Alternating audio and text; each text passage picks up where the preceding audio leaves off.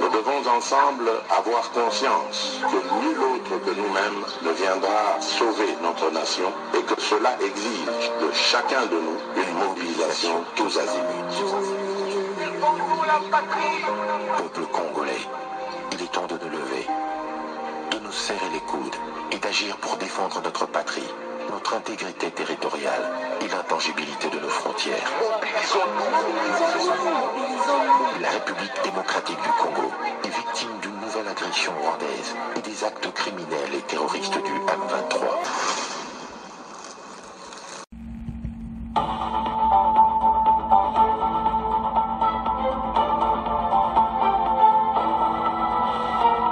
Bonsoir, bonsoir, bonjour, c'est Congo News 24. Bande Konanga, comme toujours avant de commencer notre émission, nous disons merci à Dieu.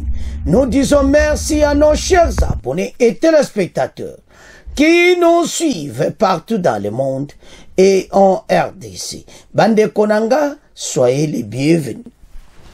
À la une, chers téléspectateurs, on va commencer cette émission Bandeko avec Obalobaka les états généraux et ça somme et puis nouvelle couille. Kaka na deuxième partie Oyo Bandeko Tokotanga au communiqué ya Mutamba et pas à procurer sur arrestation ya ba évêque ba prêtre catholique romain. Toko développer en émission. Deuxième point chez téléspectateurs, RDF 123 délogé de Kalembe par les FARDC les Wazalindo. Suivez, Masolo Kitoko, FARDC sali grand boulot.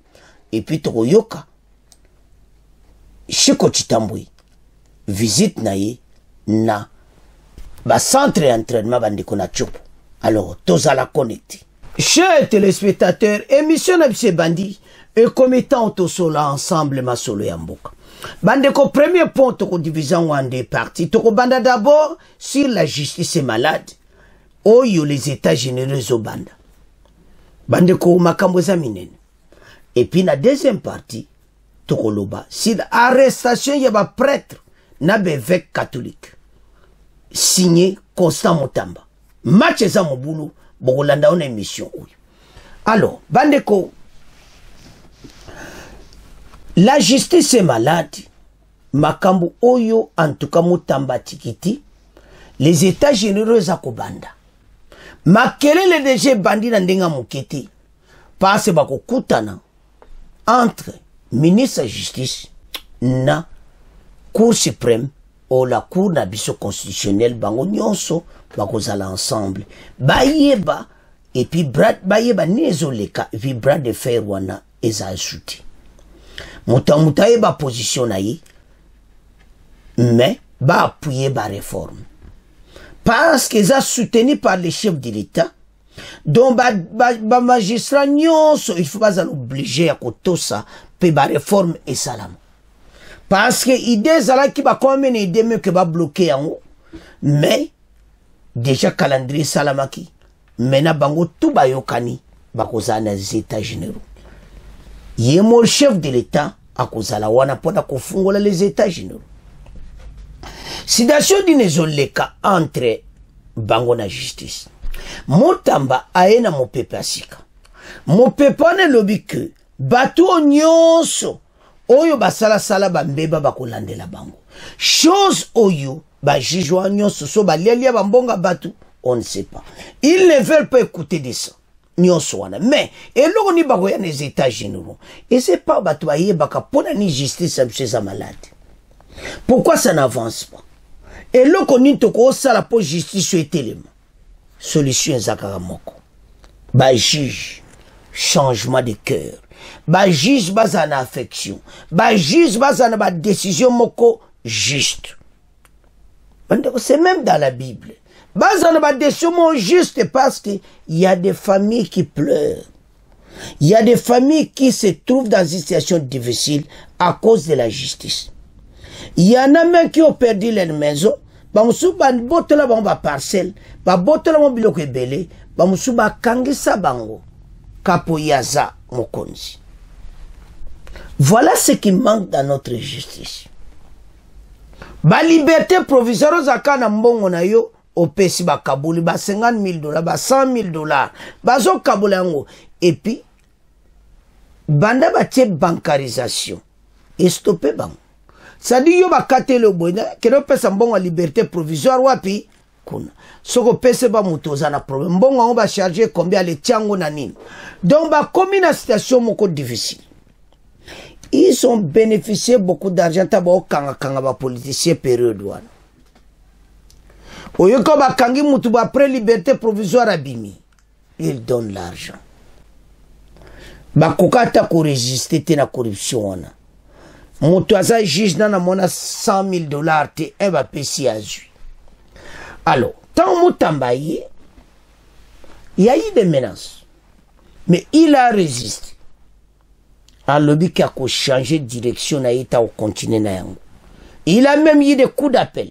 Il a mis tentation au kabasa les pénamabi. Mais à télémilé le Mutambela. Alors les états généraux, Masolo Kitoko. Alors Yangonde place yo makambo teko katama. Pays oyo uti musika. Pays uti na ba problème ndenge na ndenge. Et comme étant bango tuba sangana na les états généraux. Et te batam samboka ou. Situation to vivre na RDC. Bande ko la justice élève une nation. Comment biso tambola ka bongo et puis bango ba bloquer ka Mutamba na makamunai. Parce qu'on sait bien il y a le pouvoir judiciaire, le pouvoir exécutif. Alors pouvoir exécutif mène comme une influence makasi le kola pouvoir judiciaire. Ba magistrat de na RDC baza diriger na cour constitutionnelle. Justice, ça besoin de bozomo na bango nyonso. Mais le problème qui est là maintenant, constitution, nde basaela kiango, ben influence ya ministre de justice le kimakasi. Yanti balu ka ba changer constitution. Pour l'intérêt batu nyonso. Mais ba mo ba magistrat. Alors, banamboka. Totanga. Pourquoi? La justice est malade. Ndeni les états généraux kobanda. Bon, auto avance. Alors, Bandeko, les états généraux de la justice congolaise, et Kobanda le 1er novembre, Ndeba démontré wana, les chefs de l'État, avec ma juge le Kolakiti, Bazo Kenaye, parce que aza malade. Mutamba aye ko sauvé. Alors, hôpital d'urgence, les états généraux de la justice, awa place au bako détecté, Premier ministre Kozala, chef de l'État Kozala. Balingi mboko échangé. Bamona Mutamba na Dieudonné Kamuleta, la main dans la main, va travailler pour justice à ce qui est Libousou. Parce qu'il y a beaucoup de situations à régler dans notre pays. On ne peut pas continuer comme ça. Alors, la justice élève une nation. Tout le monde a makamon dengue kokende. Et ça, pendant le 1er novembre, dans match Zamoboulou. Bande goza somme. Alors, d'abord, étape à l'ibossu qui consultation populaire. Mutamba yena ba dossier nyon sa wuta na consultation populaire. Ako laksa bona ba komba ba juge tala oyo. Tala oyo. Tala oyo. Donc ebele après wana ba okanga bango. Parce que Dieudonné Kamuleta ako supporter te ba makamona ko ndimagaka. Arrestation batouana. Parce que ba cause ba deko ebele na ba situation difficile. Après ba dossier tonda na ba placard. Il faut que ba cadavre nyonso ba bima. Mutamba yende a un remède moko spécial. La justice doit être guérie. Voilà Mutamba na kati hôpital d'urgence avec son excellence Fachi ba bima solo yo faut que nango parce que justice ça fait malade. Tout développer ma solo. Chers téléspectateurs, nous avons suivi cette justice qui est malade. Ba lukaba bongisa. Ba yeba qu'est-ce qu'on peut se faire? Ndem toko kena ngoto kuko avancer nango. Situation za peno ba lubake indi. Mobulu na mobulu. Yante sa ba congolais totalement ensemble derrière Mutamba makamake kitoko. Pourquoi nous disons ceci? Mutamba za menasa za besoin support ngana yo. Azana besoin bino telema na beta généraux bo kemela ba pancarte libanda place les états généraux kozala et te supporter cette justice et te réforme judiciaire est passée parce que va bloquer un mot. Voilà ce qui va se passer. Le chef de l'État lui-même a supporté la réforme en agnoso et justice ce qui est libre ce bandeko azo tika batu tanti. Tozo ya na deuxième partie na basango bazo kanga kanga bango mutamba zo sakanati. C'est samedi à auto signé tozo ya na point. Alors maintenant tant que tu la mutamba ayeli biso masolo ki toko abui bon biso tika e to supporter parce que ba juge ba magistrat bele balingi eti makamu ya ye na weza contre bango balingi yango. Pourquoi to lo babongo? Parce que babane ko acquise babane ba osepelati parce que ya lobiete il faut battre ba juge ba luka ba vivre na ba salaire na bango batika makamu ba coopération mboka ekufi parce que des influences partout par là. Comment mutu kaka po yoza mokonzi bakangi atie na prison? Comment mutu kaka ba compte à rendre atie na prison? Il faut batu basamba. Et pourquoi batu bakena makala directement ça que basamba? Justice andeni no. Tala ba situation tozarango. Pays oyo il faut baluka makamwe belé telema parce que nous souffrons bandeko sérieusement. Bon comprendre qui aux a raison. Mais parce que aux a moyen, justice a fait sa raison à moutazan ba moyen. Vous connaissez là où il y a vraiment souffrance. Peuple ça les passe comment? Mais les Camerounais ont la raison. Mais la paix c'est mon monsieur. Mais ndako za ngati. Eza yote babotoli. Nino eza ngati babotoli. Ba yo biru bosa bilanga place à le yalinga somba place à l'état atonga soba building na ye abenga na batora nyos un stade de football alongo la stade wana comme c'était passé à Matiti ya somba wa sala ba immeuble na ye to mawa. Voilà situation to zanango pays zokene malamuti na côté justice. Alors ba konji ba monete na les états généraux des solutions kozo bato basulula ekozala kitoko. Alors wana les états généraux de koleka balobi la justice doit être guérie wana mutamba et puis bato mutamuta za na position na ye à comprendre que place na zeza boy et puis to tamusa mboko malamu makambo eza ya kosakana te parce que mutamba zo sakana te il arrête azo kanga bato. Alors maintenant, les magistrats ont une occasion moko oyo kaka superbe. Ils vont se rencontrer du 1er au 10 novembre. D'abord, consultation populaire Mutamba Tamboli RDC Mobimba. Tala kafumba ba dossier. Tala kaf donc oyo kaka ba n'invite sonné donc des milliers de dossiers. Ndeni ba résoudre. Et combien de millions il y a injustice, il y a justice. Comment justice est commis? Ndenge ni justice est comme malade. Yangwara tambola kina RDC Mobimba. Asali désengorgement. Maintenant la prison va vide tikali. Pour na bateau nyonso, ba denier public, ba oyiba wambongo, ba on ba okende. Alors, voilà makamundenge koleka na état généraux. Bande konanga, tukumo tika ngona bino, tukumo ke na deuxième partie, il y a premier point. Alors, bande ko to komi na point oyo, il y a arrestation ya bevek ba prêtre Mutamba a clarifié la situation.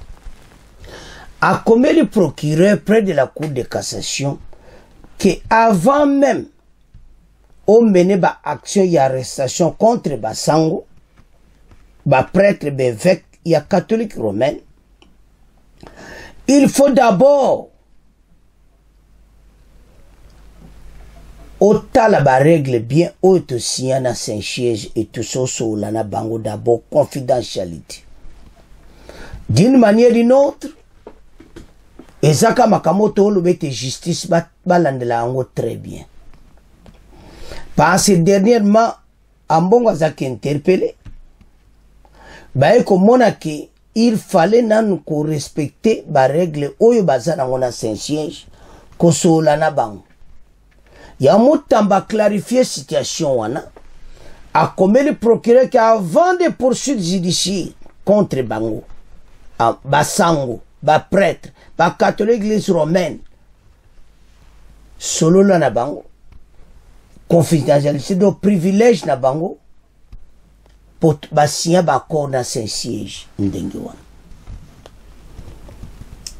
Alors mais bango pe basango il faut pas vendre nye parce que malgré tout ça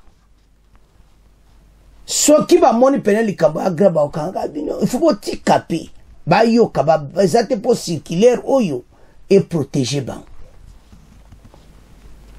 parce que ba le pe mingi mais ba le si de information oyo bimi faut pas vérifier ba tala puis ba mo ba sango voici ba kebisi ba na si Saint-Siège passé si bango ki ba keba no bazolo mabe mingi na politique contre ba mboka bango ba okota na politique mingi ba tika nde ba okota na politique mingi ya ba komaki na problème.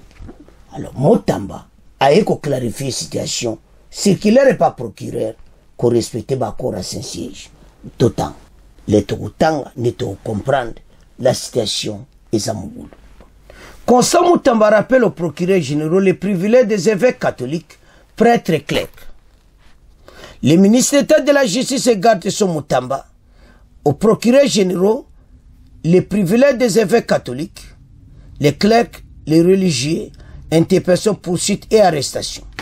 Dans un communiqué publié ce samedi 19 octobre 2024, Constant Motamba appelle au respect de la règle d'information préalable confidentielle avec toute action contre les personnes concernées. Les ministres font l'opinion publique qu'il a l'intention du procureur près de la Cour de cassation. La Cour d'appel s'est signée le 17 octobre. Poursuite des arrestations des évêques, des clercs religieux, romanes en République démocratique du Congo. C'est ce que la nécessité de faire respecter les conventions signées, aussi bien avec les Saint-Siège qu'avec la conférence épiscopale nationale du Congo. Il insiste sur l'observation de la règle d'information préalable confidentielle avant toute action contre les personnes concernées. Voilà ndenge makamangwe kozala. Donc, tant que tu as la biloko abouye, et de s'échanger, ba prêtre catholique, et zaloze évêque, ba kangayo, oh, même pas échanger. Yangoana. Ba lobby eza de faire respecter les conventions signées aussi bien avec les Saint-Siège qu'avec la conférence épiscopale du Congo. Alors, eza relative à interpellation, poursuite et arrestation des évêques, prêtres, clercs, religieux, église catholique romane. Makambo yo eko makaminene. Parce que bateau yo bazana ba situation difficile boui. Bandeko ba privilège des évêques catholiques, prêtres, clercs et religieux. Ce qui va respecter en côté, ba kourate en nyonso, ils seront aux arrêts. Alors, maintenant, parce que toute action contre les personnes concernées, les ministres informent l'opinion publique à l'intention du procureur de la Cour de cassation près de signer les discours rappelant les dispositions relatives à l'interpellation, poursuite et arrestation des évêques, prêtres, clercs religieux. Bandeko, makamboza mubulu. Alors, tango ordonnance, tango message kouy na l'autre ordonnance, et ça m'a très sérieux. Parce que respect de la règle d'information préalable confidentielle avant toute action contre les personnes concernées. Yango na komi yango. Que a ebisi bango que a signé nini oyo qui a l'intention du procureur à informer opinion publique les 17 oyo pour la citation oyo était confidentialité, il faut d'abord respecter. avant toute action contre les personnes concernées. Pas si bah signer accord d'ancien siège. Alors, yango a komeli à l'intention à procurer. Basango bazana privilège moko boui, mais oyo ba monique baye lobi avant arrestation na bango, il faut ba solo la makambo très bien, parce que azo rappelé bango était avant toute interpellation. Il faut nan ba solo na bango. Donc makambo avant me babi misayango comme boy. Basola na bango avant toute arrestation et a nécessité de respecter oyo bayokana kina Saint-Chies. Il insiste sur le genre du règlement d'information préalable confidentielle avant toute action contre les personnes concernées. Voilà, parce que basango ebele le loso ba du lettre wa boy boy yangwana balobi ke avant me kokanga bango balobi vraiment que il faut balanda observation de la règle d'information préalable confidentielle avant toute action contre les personnes concernées. Bana mboka totangi situation oyo ezaboui. Basango c'est-à-dire to signer ba contrat na bango. C'est-à-dire avant toute arrestation na bango, il faut confidentialité, il faut que soit là bango tout ça avant même action contre bango. Ben avec ba prêtre bazana privilège mokubo. Alors, maintenant so ba soli na ba moni que oui eza bongo ali arrestation. Mais il faut que soit là na bango parce que bazana privilège ko vérifier ngo très bien. Parce que bakoya ko buka privilège na bango ya mutamba asali circulaire oyo ba cardinal mbongo bato na tout avant même ko interpeller yi vous comprenez que ba interpeller qui batikaka mena bazana privilège moko il faut ko sola na bango. Alors et là non c'est les anines batima kampo le me basango bango ba yebi que ceux qui ba buki yango bango mope basango ba okanga bango mais ba respecter mi beko to yokan na Saint-Siège koto ba respecter ngambo pe ba respecter ceux qui ba respecter te mais quand même a commis circulaire pas procureur que alanda ba corps o ba yokana ki na Saint-Siège très bien avant même arrestation Nasir eza clair bango pe basango bayoki totangi toyoki maintenant confidentialité wana il faisait important pe privilège na bango mais ba été soki ba respecter mi beko te ba buki mi beko ba buki pe wana nyonso ale ba comme na problème. Voilà ndenge mboka etambolaka botie makambo clair parce que bato bayeba kiti ambongo abakomela que voilà interpellation après l'équipe mutamba clarifie ba congolais siko ba comprendre. Alors parce que ba si accord dans ces sièges confidentiels privilège na bango et le but est que so ba buki mobeko kaka non so ba buki taliban ba okanga bango. Alors bana mboka wana ezalaki po basango mena tokomo kende na oye yindi partout makelele esa somo dossier oyo esa dossier momunene parce que makelele tambola ki déjà te ko informer bino était FARDC a récupéré Sita Kalembe oyo ba 123 bazwaki. Donc c'est récupéré ba wazalendo mena bazawana bavandi.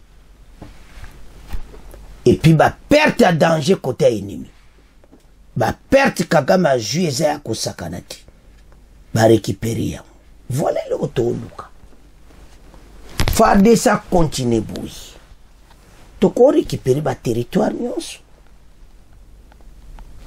déjà Kichanga bato bakita do ba territoire te bawa ke côté ba minéraux ezali bayebi ke match ezokoma na suka wana tout récupération kumboka nezeka po ba bende ba minéraux mais c'est lundi offensive spéciale ba longoli bango ba bengani bango ba ebele de perte ya kosakanati ba déloger bango alors ennemi a subi plusieurs pertes armée rwandaise va s'obliger ba quitter yango bandeko tango nouvelle quoi qui lobby so tali makelele en tout cas aka congolais mawa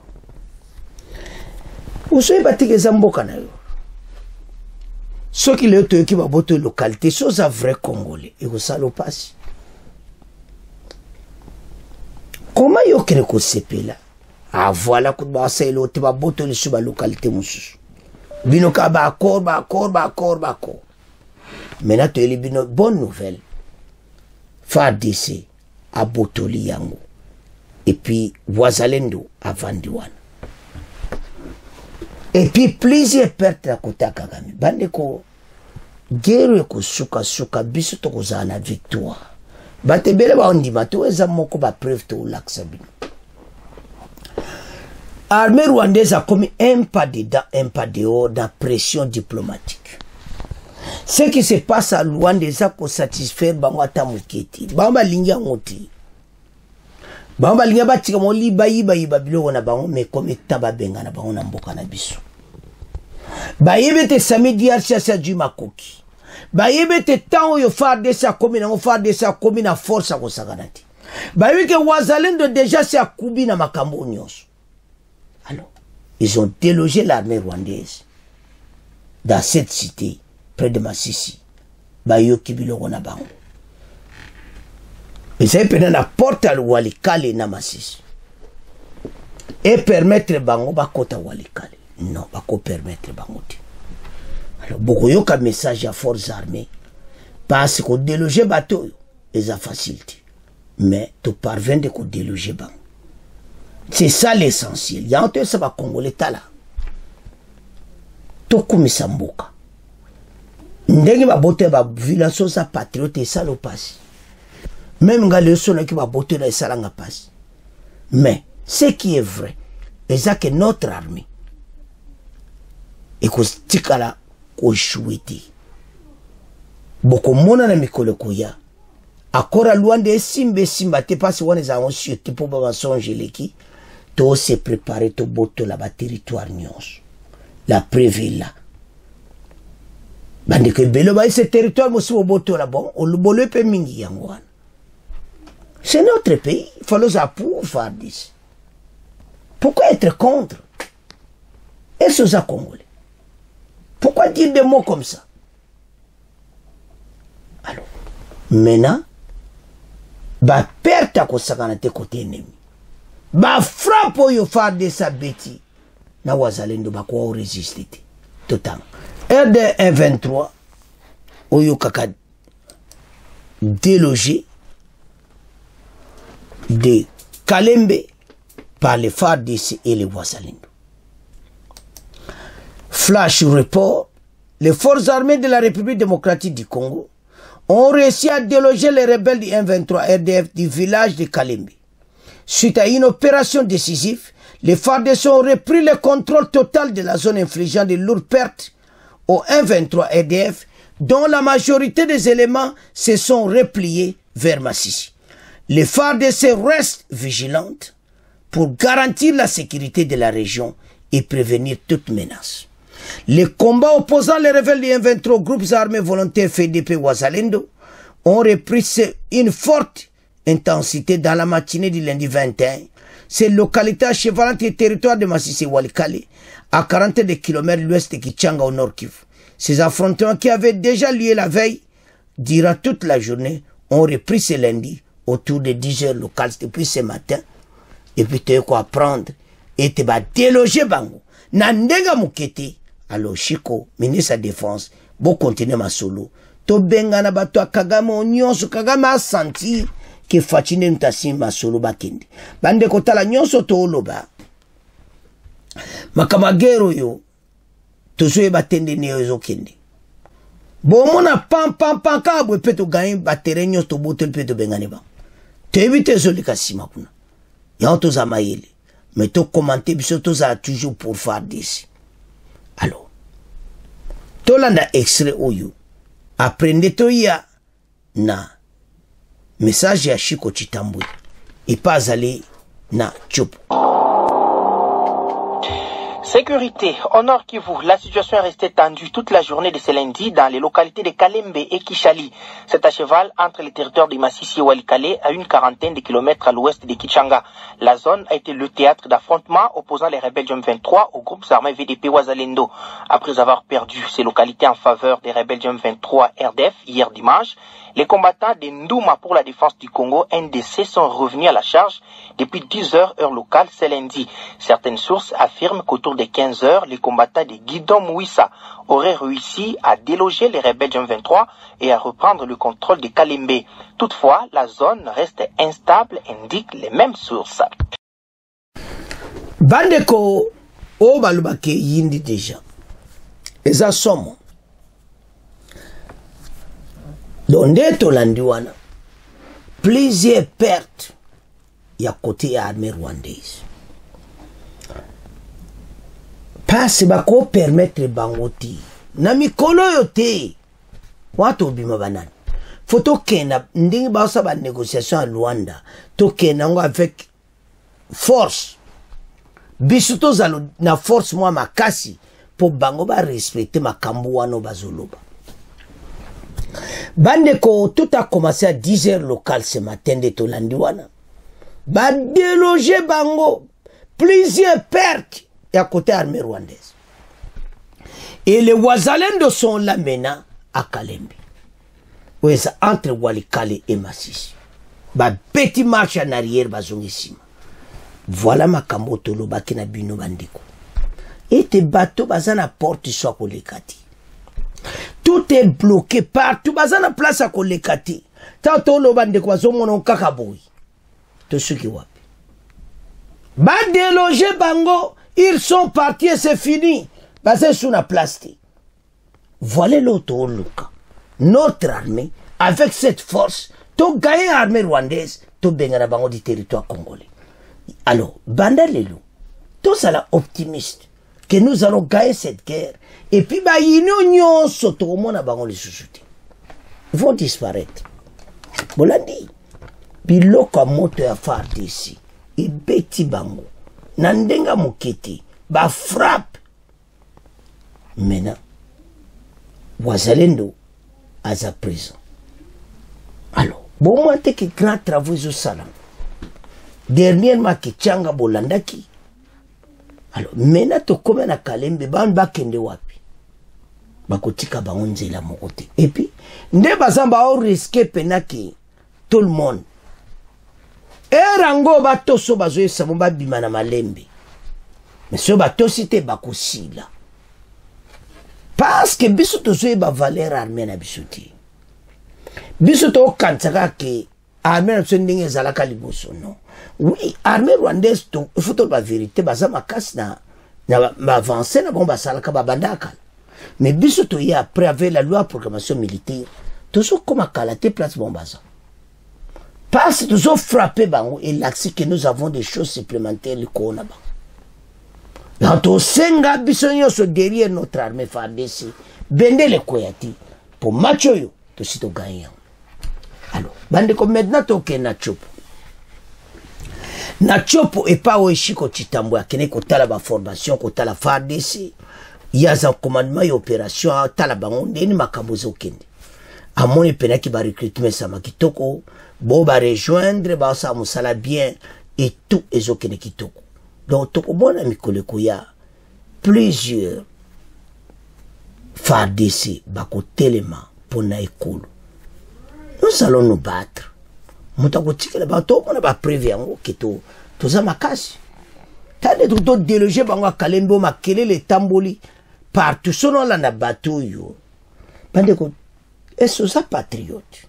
Un patriote le soyo qui va botter a séparé. Mais comment yo zo séparé ndeko na ngai? Est-ce ça normal? zonga nsima tala siko FARDC okosepela parce que notre armée c'est une force bato basakana armée na biso mingi. Alors Chiko Chitambwe na chopaki na otala ba entraînement ndeni masolo ezoleka akatiti rivière total. Le sous-chef d'état-major général de FARDC en charge des opérations général Chiko Chitambwe a appelé le week-end dernier les militaires de la 3e région de défense basée à Kisangani à la discipline, la loyauté et au patriotisme. Cet officier a lancé cet appel au cours des activités menées dans le cadre d'inspection et de commandement au profit de ces structures de formation militaire. Il s'est rendu tour à tour au centre d'entraînement lieutenant-général Baouma et au centre d'instruction de l'Okosa. Le général-major Chiko a également invité ses soldats en formation à lucidité. Au cours de sa causerie morale, à l'intention des troupes, général Chiko les a félicités pour avoir répondu à l'appel du chef de l'État, commandant suprême Félix Tshisekedi, qui avait décrété une mobilisation générale des jeunes en fait de les servir sous les drapeaux. Cet officier supérieur de FARDC a loué leur sacrifice, l'endurance et surtout leur engagement pour la défense de la patrie. Le général-major Chiko leur a recommandé de mettre en pratique la formation reçue une fois déployée sur le terrain afin de restaurer la paix au pays. Il a clôturé sa journée par une visite à la base logistique où il s'est rendu compte de l'état de la nouvelle dotation des équipements militaires. Chiko akendeki kuna kotala armée na biso bande kotala ndeka tozo former wana tozo koma makasi au fur et à mesure nde makambo ezokende tozo koma pe makasi et Kagame et ses hommes bako regretter. Alors bana mboka tolanda extrait oyo bongo to avance. Direction la province de la Tchopo, où le sous-chef d'état-major général des FARDC en charge des opérations, le général-major Chiko Chitambwe, a mené ce week-end d'intenses activités dans le cadre de sa mission dans la 3e zone de défense à Kisangani. Il s'est rendu tour à tour au centre d'entraînement lieutenant-général Baouma et au centre d'instruction de l'Okosa. Ces visites s'inscrivent dans le cadre de sa mission d'inspection et de commandement au profit de ces structures de formation militaire. Plus de détails avec Jacques Mkonkoli. S'adressant aux stagiaires sous-officiers du centre d'entraînement lieutenant-général Baouma, le général-major Chiko a insisté sur la discipline, la loyauté et le patriotisme. Il les a également invités à la solidité et à la formation, puisque, a-t-il déclaré, c'est eux les cadres de base de l'encadrement des militaires. À la 3e zone de défense, où il est arrivé après le camp Baouma, le général Chiko a fait part au commandant de cette entité militaire de la nouvelle dynamique de la mise en condition des éléments FARDC en formation. Au terme de cette réunion, il a traversé le fleuve Congo pour le centre d'instruction Lokosa. Dans sa causerie morale à l'intention des troupes, le général Chiko les a félicités pour avoir répondu à l'appel du commandant suprême des FARDC, Félix Antoine Tshisekedi, qui avait décrété une mobilisation générale de jeunes afin de servir le pays sous les drapeaux. Il a loué leur sacrifice, l'endurance et surtout leur engagement pour la défense de la patrie. Il leur a recommandé de mettre en pratique la formation reçue une fois déployée sur le terrain afin de réinstaurer la paix au pays. Avant de les quitter, il a assisté aux séances de tir. Sa journée s'est clôturée par une visite à la base logistique où il se rendit compte de l'état de la nouvelle dotation des équipements militaires. Jacques Mkonkole, Kisangani. Bandeko tolandi biso nyonso. Tala place Kagame mayele sili. FARDC komo déloger biso. To bengani bino. To comme na force. Au fur et à mesure de notre armée est comme plus forte que jamais. Nous avons suivi. Comment bateau yo baye pour sakana na mboka na biso. Ils ont fait tout ce qu'ils faisaient et mené comme étant na biso. Wane laxi ba on flash que awa to comme na force. Atosa arekip arjabatu na iba quitter RDC. Parce que c'est comme ça que nous allons vaincre cette guerre. Tamba konjibazolo bakito gagner guerre rebelle ba otchola na ba. Ba on dimati. Mais vous allez voir. Bon mona que oh mais ba gagner quoi. Bande que c'est difficile sozotala ce qui se passe. Parce que bateau il faut pas comprendre quelque chose. Et armé na c'est l'ennemi. mais bazo biso kada se mais biso peto laksa bango. Notre armée zana force à makasi esenga itu support biso nyonso. Comme ça bateau bakoka biso te. Toko gaengero ne bakonzi balobaki ko sala mandingo. Bandeko sozo tala.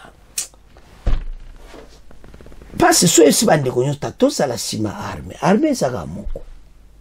Olinga président mais armée za moko.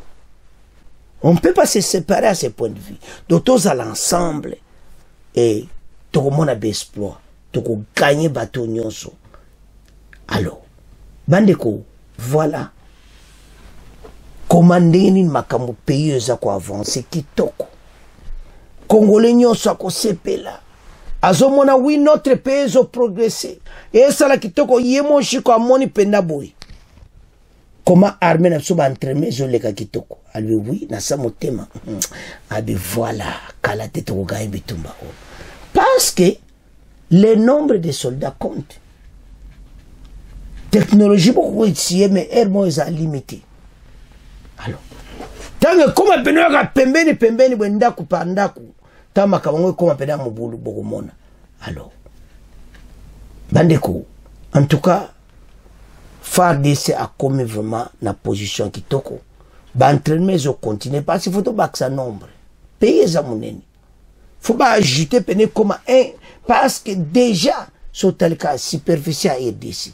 Et ça ne soit pas pays wana Allemagne, France, Hollande ba pays wana donc aux sanctions ensemble ça les RDC. Donc bon on a comment les pays grands. Et ça maintenant bisoto telemassima mboka. De bonnes choses, de bonnes paroles qui te font de ce que nous bosso. Bende le quoi nous allons gagner ce qui. Et moi je sais que Congolais nyonso a telema pona mboka sima ya notre armée.